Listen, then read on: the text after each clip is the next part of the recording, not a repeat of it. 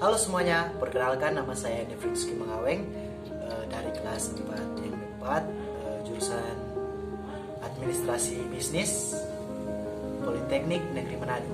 Dan pada kali ini saya akan menjelaskan tentang mata kuliah lobby dan negosiasi, yaitu yang akan saya bahas pada hari ini tentang 5 hal penting dalam negosiasi.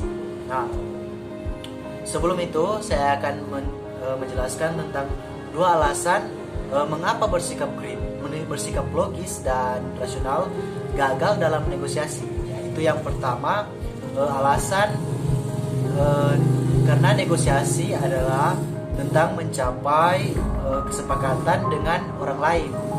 Nah, jadi untuk alasan pertama ini dia karena ini negosiasi ini tentang mencapai kesepakatan, bukan cuma sekedar membahas hal terus tidak sampai dapat kesepakatan gitu. Jadi kalau mau bilang negosiasi itu dia mesti berpatokan di mencapai kesepakatan. Terus yang kedua itu orang lebih cenderung mementingkan perasaan mereka dibanding logikanya. Nah, jadi untuk yang kedua ini kebanyakan orang kalau sedang melakukan negosiasi cenderung lebih mementingkan keinginan individual daripada orang mau mementingkan itu logika dengan mementingkan, maksudnya mencari DP paling baik, paling bagus paling bagus di antara ini di antara ini pendapat ini mana yang akan orang gunakan negosiasi dengan mencari mungkin saling menguntungkan lah begitu. Tidak hanya mementingkan DP keinginan individu, tidak hanya mementingkan DP pendapat harus kita pendapat itu salah, pasti salah.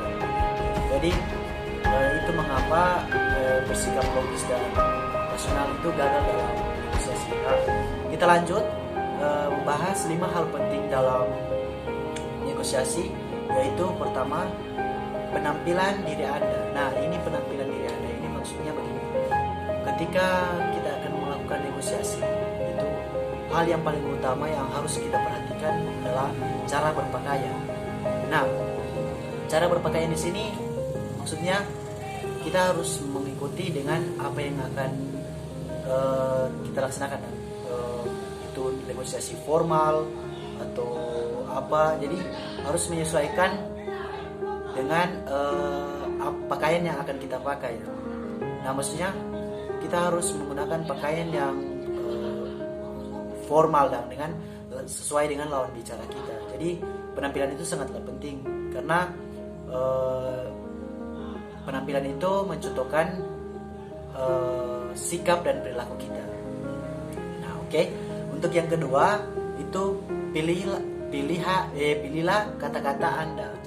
Nah, maksudnya di sini ketika kita berbicara dengan lawan negosiasi kita, maksudnya kita menyesuaikan dengan apa yang akan kata-kata yang digunakan oleh si pihak lawan. Nah, maksudnya contoh dia menggunakan kata-kata yang sederhana, terus kita juga harus menyesuaikan dengan lawan kita. Maksudnya orang lagi mesti menyesuaikan dengan kata-kata yang sederhana dan jangan sampai orang menunjukkan bahwa orang lebih pintar dari dia. Jadi orang mesti menggunakan kata-kata yang formal atau yang menunjukkan bahwa memang kita berpendidikan. Nah, itu adalah salah satu hal yang salah. Jadi ketika dalam negosiasi kita harus menyesuaikan diri dengan pihak lawan atau lawan bicara kita. Jadi ketika dia menggunakan kata-kata sederhana, kita juga harus menggunakan kata-kata sederhana agar mudah dimengerti dan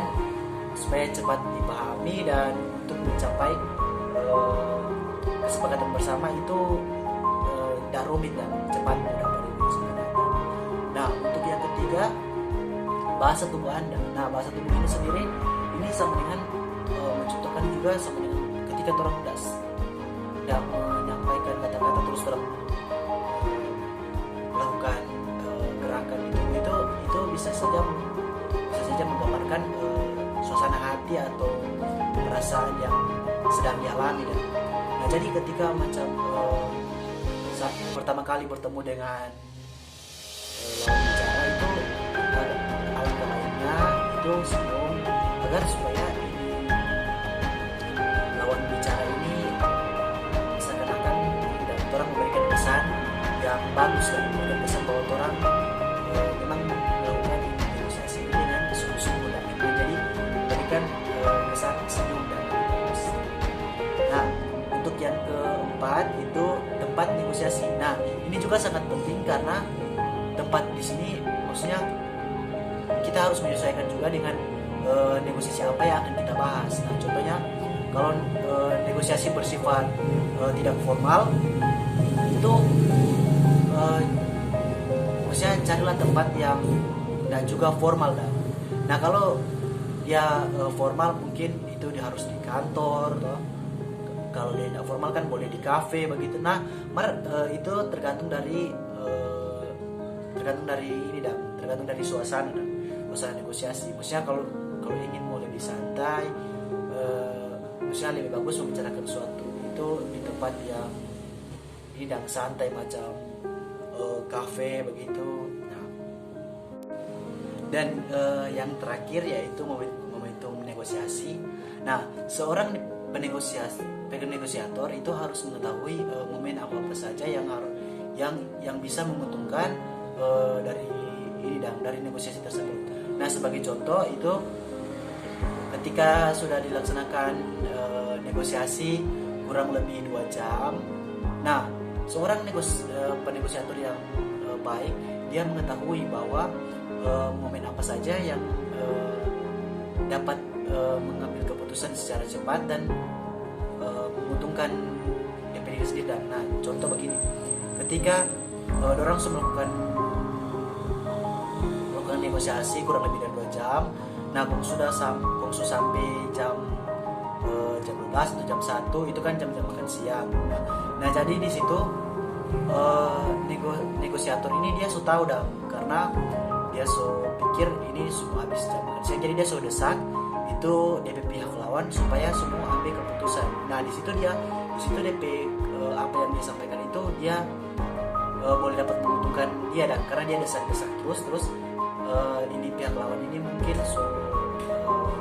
tidak punya banyak waktu karena mungkin ada kesibukan lain. Jadi untuk negosiasi itu dia cepat, jadi dia kalau pikir-pikir ini jadi dia daripada mau pikir-pikir lebih lama, jadi dia lebih pikir lebih baik kita setuju gitu.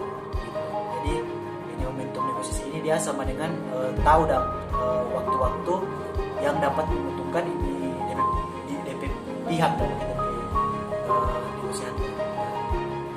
Begitu. Jadi sekian yang dapat saya jelaskan tentang 5 hal penting dalam negosiasi. Sekian ucapan.